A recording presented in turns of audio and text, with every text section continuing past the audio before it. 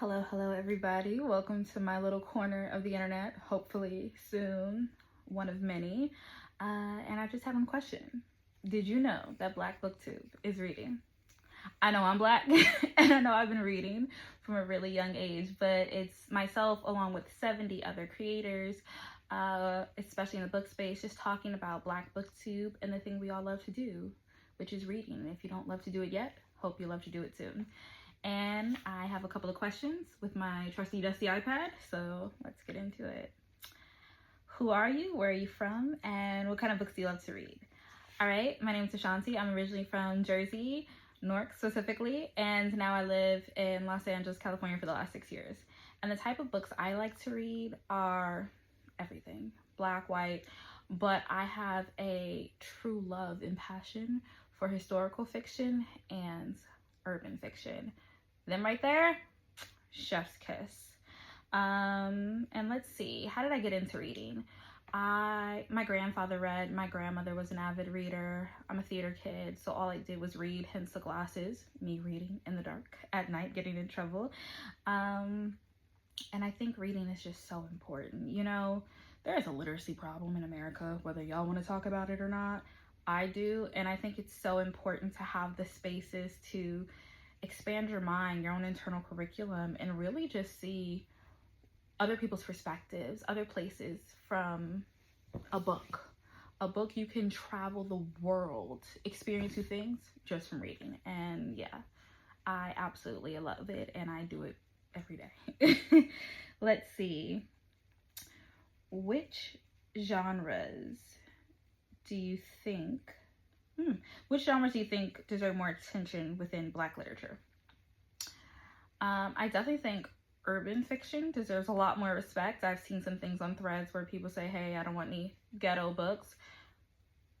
There's nothing wrong with being ghetto if you identify with it.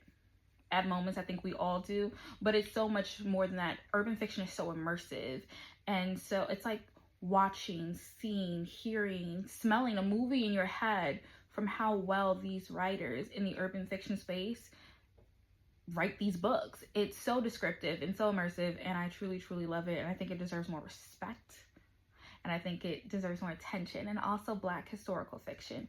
Black historical fiction is wow.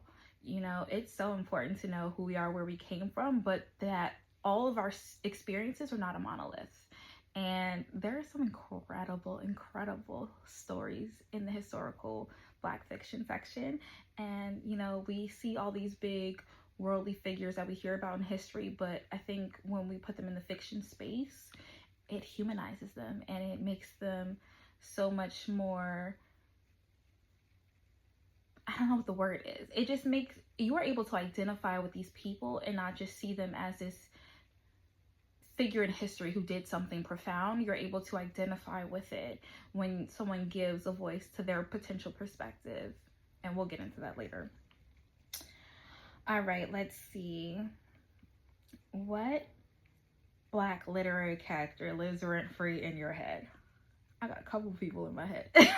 I'm just kidding. All right, I would have to say Capri Inferno, formerly known as Capri Delgado, from Jacquel J's Delgado Inferno universe. Jacquel, chef's kiss, amazing author, truly my favorite at this point in time.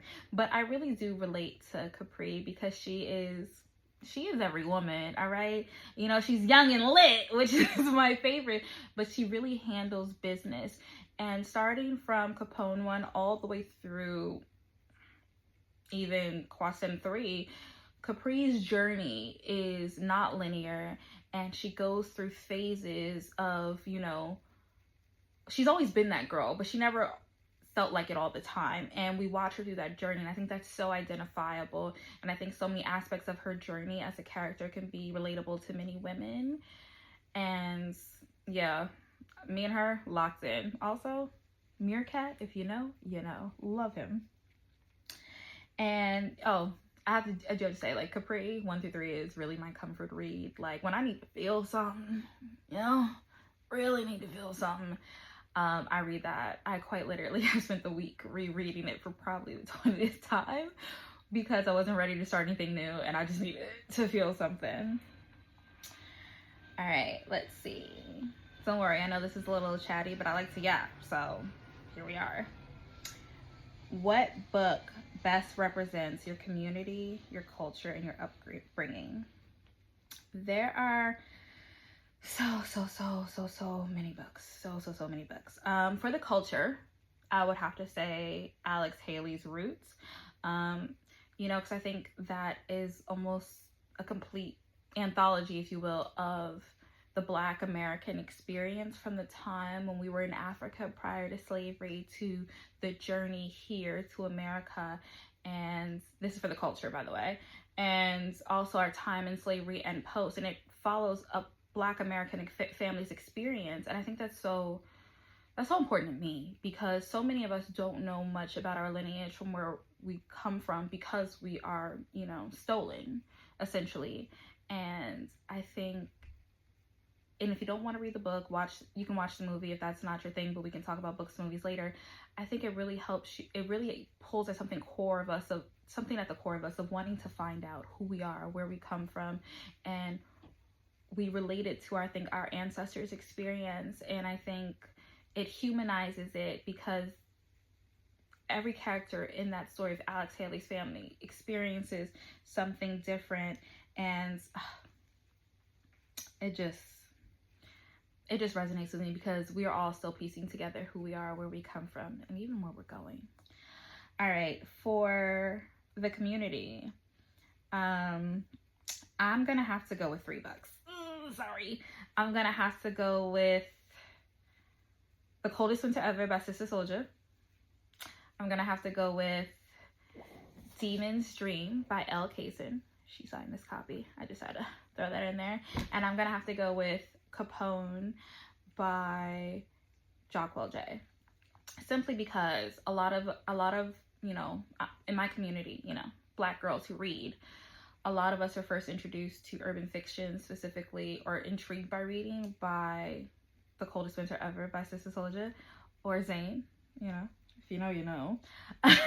In our mother's bathroom, they used to keep it above the toilet next to the tub, because when they were taking a bubble bath, they would read. And I feel like a lot of the new community of readers, they were really first dragged into reading, kicking and screaming, but loved it here, never left, from either Demon's Dream, which is a lot of people's first 5-star read in urban fiction, or Capone by Jacquel J, which starts the Delgado Inferno universe. And if you've never read any of these books, what are you doing? Hop up on it. Get into it. And for upbringing was really hard. I think I'm gonna go with this book. She's a thickie, ain't she? This is African American Children's Stories, A Treasury of Tradition and Pride. This book, my dearly, I'm gonna get emotional. My dearly departed grandmother got me this book when I was a child, and it has a plethora of just Black folklore for children across the diaspora, from ancient folklore to African American tales and stories. For those of you who, and it can be for boys and girls, this is something I treasure. This is something that my children will read.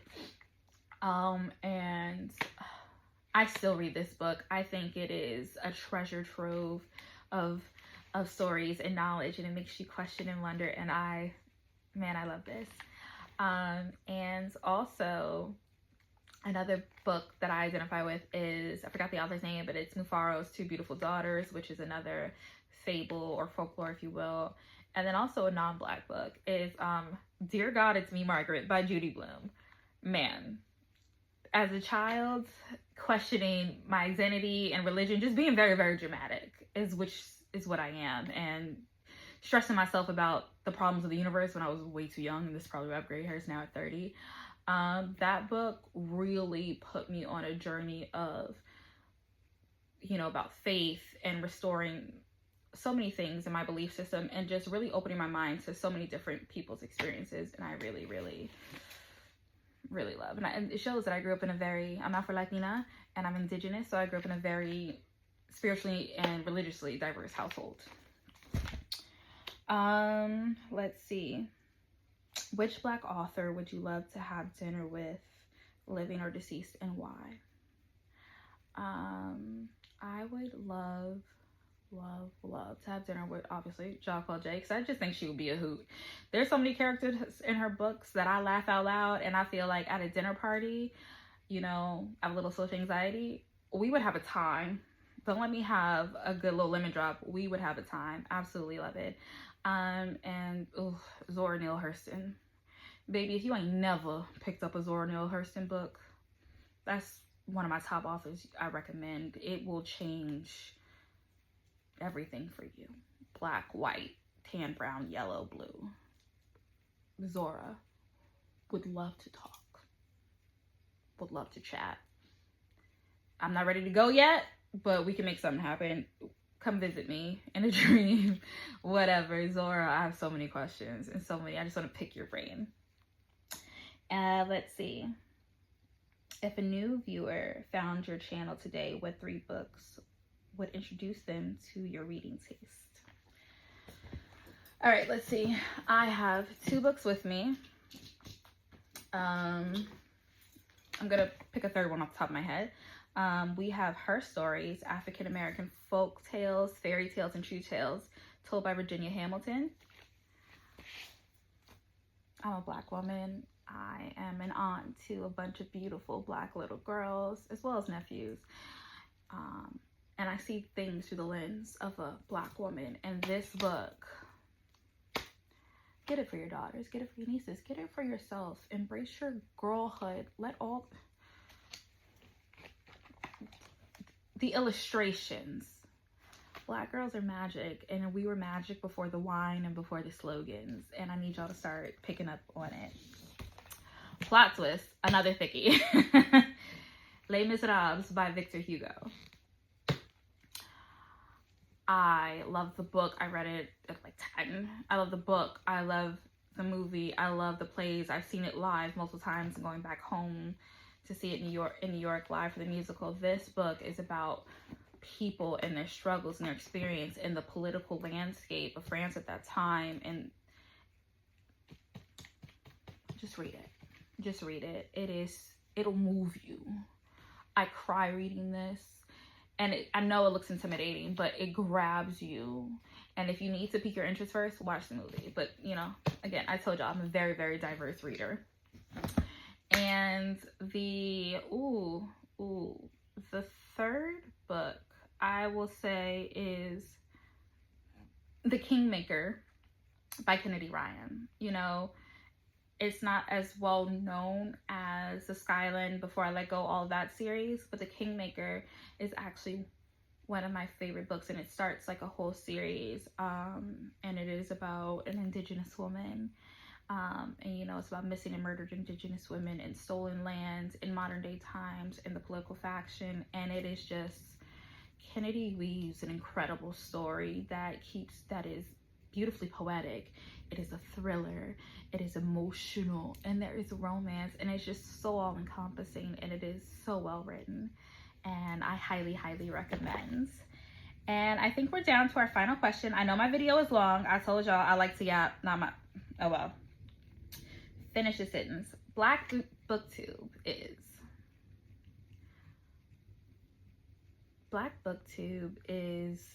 joy. We will laugh together, we will cry together, we will debate each other. If you want to feel something, if you want to experience the world, Black people are everywhere. Black BookTube is everywhere. Absolutely tap in. I hope you liked this video. I hope you found something that resonated with you. I hope you found a book recommendation, something to buy. There will be more to my channel coming soon. Different space. I'm doing my bookshelves. There'll be more to this than books, but this is a huge part of who I am. And I'm always looking for really good recommendations. I read multiple books a week. So please tell me, what are you reading? Subscribe, visit me again, and drop those recommendations down below. And let's get into it. All right, guys. Talk to you later. Bye.